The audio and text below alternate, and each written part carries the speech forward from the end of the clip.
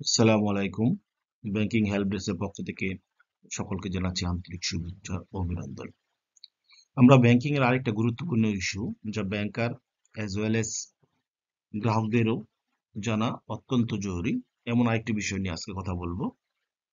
আমাদের আজকের আলোচনার বিষয় আনক্লেম ডিপোজিট অ্যান্ড অ্যাসেট, অর্থাৎ অদাবিকৃত আমানত এবং মূল্যবান সামগ্রী নিয়ে আজকে কথা বলার চেষ্টা করব। আমরা আজকের আলোচনায় দেখার চেষ্টা করব কোন একটা ডিপোজিট অথবা অ্যাসেট আনক্লেম হওয়ার প্রসেস কি। আমরা দেখার চেষ্টা করব কোনো ডিপোজিট যদি আনক্লেম হয়, অর্থাৎ এই প্রসেসে পড়ে, তাহলে একটা শিডিউল ব্যাংকের কি কি করণীয় আছে, শিডিউল ব্যাংকের উপর কি কি দায়িত্ব। আমরা দেখার চেষ্টা করব বাংলাদেশ ব্যাংক এই আনক্লেম ডিপোজিটের ইস্যুতে তাদের অ্যাক্টিভিটি কি হবে। আমরা দেখব কখন একটা সম্পদ অথবা কোনো একটা গ্রাহকের অ্যাকাউন্টে গচ্ছিত টাকা অথবা গ্রাহকের লকারে গচ্ছিত টাকা কতদিন পর এটা আনক্লেম হয় এবং কতদিনের ভিতরে এটা সরকারি কোষাগারে জমা হতে হয়। সো এই ক্ষেত্রে কোন কোন ডিপোজিট আনক্লেম হবে এবং কোন ধরনের সামগ্রী আনক্লেম হবে, এই বিষয়ে আমরা আলোচনা করব। So banking help desk always reference base আলোচনা করে থাকে। সো আমরা আমাদের আজকের আলোচনা ব্যাংক কোম্পানি অ্যাক্ট 1991 এবং বাংলাদেশ ব্যাংকের বিআরপিটি সার্কুলার অনুযায়ী আলোচনা করব। সো আমরা প্রথমেই দেখে নেই যে ব্যাংক কোম্পানি অ্যাক্ট 1991 এ কোন ধারাতে এটা আলোচনা করা হয়েছে। ব্যাংক কোম্পানি অ্যাক্ট 1991 এর ধারা 35 অদাবিকৃত আমানত এবং মূল্যবান সামগ্রী, এই ধারায় টোটাল 20টা উপধারা আছে। এই 20টা উপধারায় কিভাবে ব্যাংকগুলো তার কাউন্টিং শুরু করবে, কোন কোন হিসাবগুলো, কোন কোন সম্পদগুলো অদাবিকৃত আমানত বা সম্পদে রূপান্তরিত হবে, এই ইস্যুটা আলোচনা করেছে।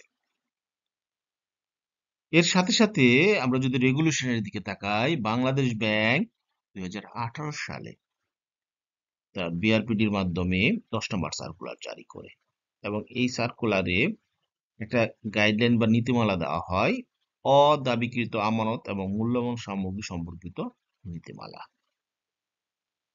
সো আমরা যদি এই নীতিমালাটা দেখি, টোটাল 8 পেজের একটা নীতিমালা, যে জায়গায় প্রথম 3টা পেজে ফুল ইনস্ট্রাকশন দেওয়া আছে ব্যাংকগুলোর করণীয় কি হবে,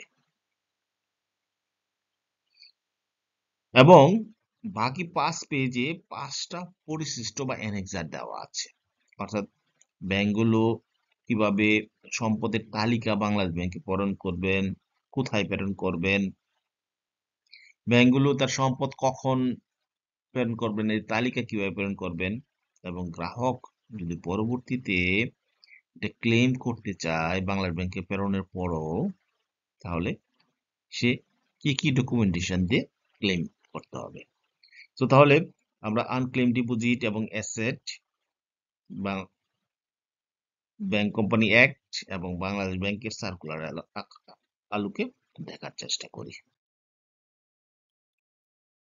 আনক্লেম ডিপোজিটের ফুল জার্নিটা আমরা একবার দেখে নিই, তাহলে পরবর্তীতে আমাদের ফেজ বাই ফেজ আলোচনা করতে সহজ হবে। গ্রাহকের, অর্থাৎ গ্রাহক কর্তৃক ব্যাংকে যে সম্পদ গচ্ছিত রাখা হয় বা আমানত রাখা হয়, এইগুলোই, যেগুলো পরিশোধযোগ্য, এগুলোই আনক্লেমে আসবে।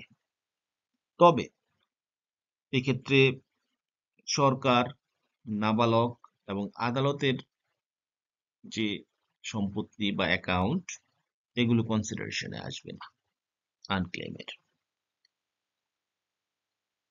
অপরদিকে আমরা ইনঅপারেটিভ বা ডরমেন্ট অ্যাকাউন্টে দেখেছিলাম শুধুমাত্র কারেন্ট, অ্যাসেন্ট এবং সেভিং গুলো আনক্লেমের কনসিডারে আসতো। বাট এই ক্ষেত্রে সকল ধরনের অ্যাকাউন্ট, এটা এফডিআর, এমটিডিআর, ডিপিএস সবগুলোই আনক্লেমের কনসিডারেশনে আসবে। অ্যাজ ওয়েল অ্যাজ ব্যাংকের লকারে গ্রাহক যদি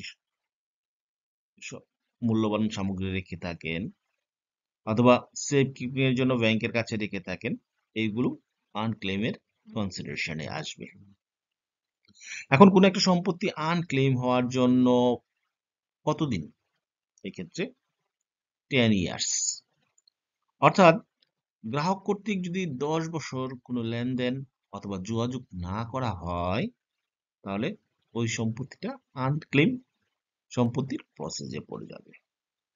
দেন বাংলাদেশ ব্যাংক পরবর্তীতে 3 মাসের নোটিশ প্রদান করে, গ্রাহককে 3 মাসের নোটিশ প্রদান করে গ্রাহকের সাথে যোগাযোগের চেষ্টা করেন। গ্রাহক কর্তৃক যদি এই প্রদানের অর্থাৎ নোটিশ প্রদানের প্রাপ্তি স্বীকারপত্র না পায় অথবা গ্রাহকের উত্তর না আসে, তাহলে শিডিউল ব্যাংকগুলো প্রতি বছর এপ্রিল মাসে বাংলাদেশ ব্যাংকে এই সম্পদগুলো প্রেরণ করবে তালিকা আকারে, যেটা বিআরপি সার্কুলার 10 এ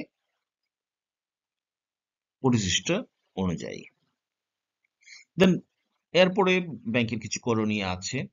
ব্যাংক এই তালিকা তার ওয়েবসাইট, সরকারি গেজেট এবং ডেইলি নিউজ পেপারে পাবলিশ করতে হবে। বাংলাদেশ ব্যাংক এই সম্পত্তি 2 বছর পর্যন্ত তার কাছে রাখবে।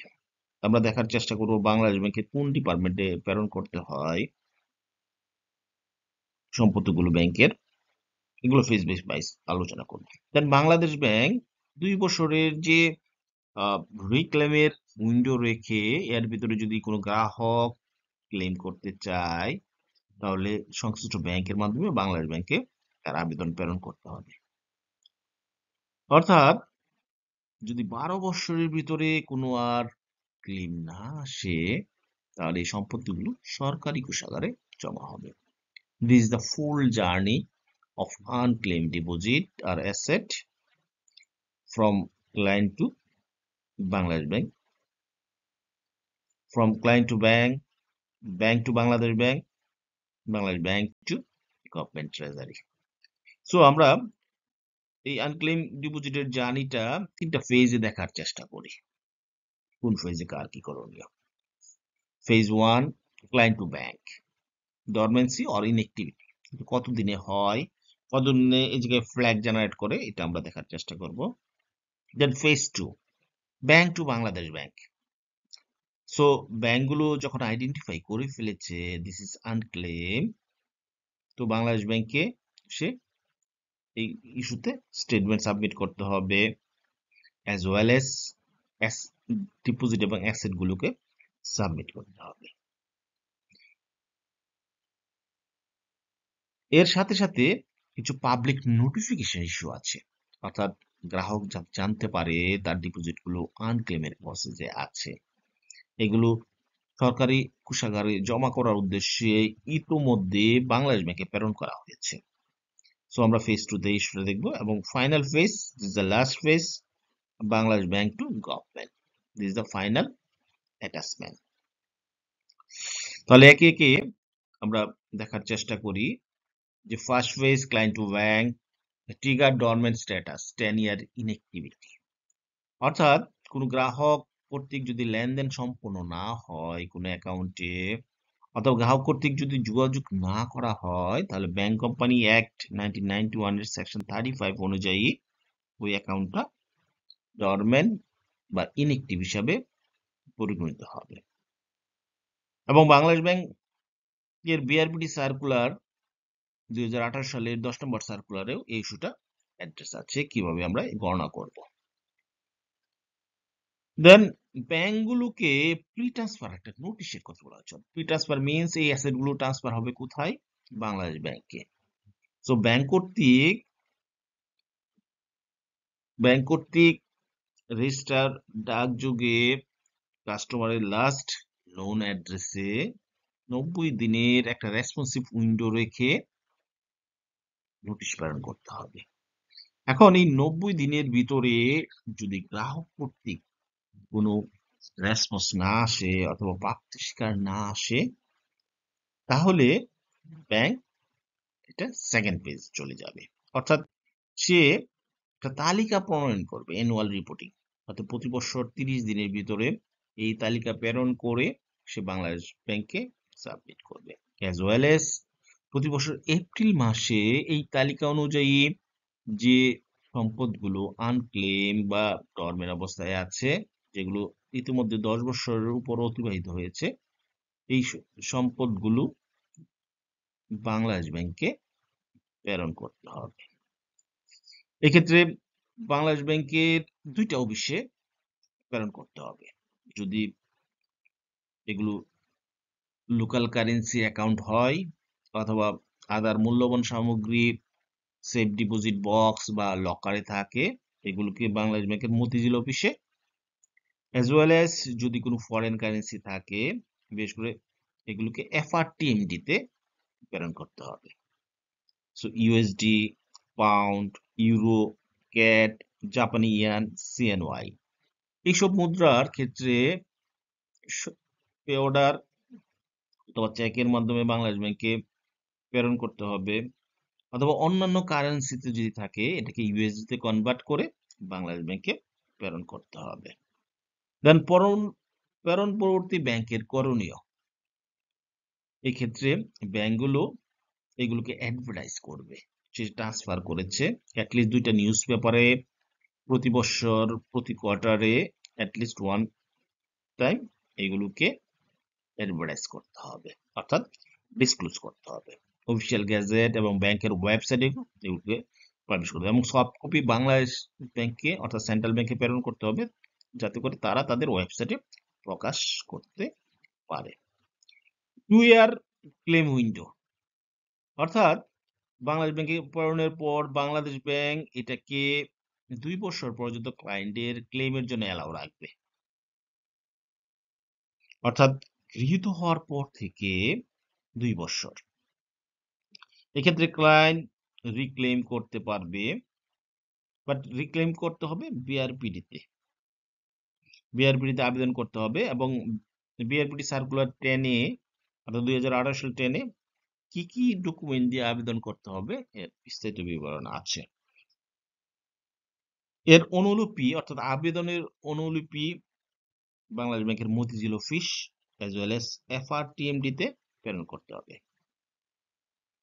গ্রাহক যদি থাকেন তো নিজে আবেদন করবেন, অথবা মৃত ব্যক্তির ক্ষেত্রে, যিনি ইতিমধ্যে মৃত গ্রাহক মৃত্যুবরণ করেছেন তার ক্ষেত্রে তার নমিনি, অথবা নমিনি যদি না থাকে তাহলে উপযুক্ত উত্তরাধিকারী যথাযথ ডকুমেন্টের মাধ্যমে আবেদন করবেন।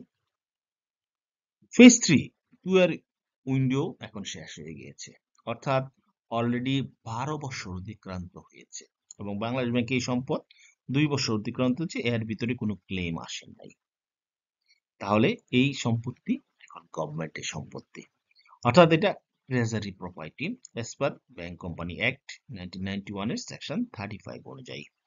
তাহলে বাংলাদেশ ব্যাংক এই সম্পত্তিগুলো সরকারি কোষাগারে জমা করবে এবং একবার সরকারি কোষাগারে যদি জমা হয়ে যায়, গ্রাহক কর্তৃক আর এটাকে ক্লেম করার সুযোগ থাকবে না, অর্থাৎ গ্রাহক ক্লেম করার সুযোগ হারাবেন। সো এই ছিল আমাদের বিস্তারিত আলোচনা। এছাড়াও আনক্লেম ডিপোজিট সম্পর্কে আরো যদি বিস্তারিত জানতে চান, তাহলে আপনারা বাকি 2টা সার্কুলারকে, অর্থাৎ বাকি সার্কুলার এবং বাংলাদেশ ব্যাংকের আদার নির্দেশনা as well as bank company অ্যাক্টের 35 সেকশনকে আপনারা ফলো করতে পারেন। সো আজকে এই পর্যন্তই। পরবর্তীতে ব্যাংকের আদার কন্টেম্পোরারি ইস্যু নিয়ে আপনাদের সাথে দেখা হবে। আল্লাহ হাফেজ। আসসালামু আলাইকুম।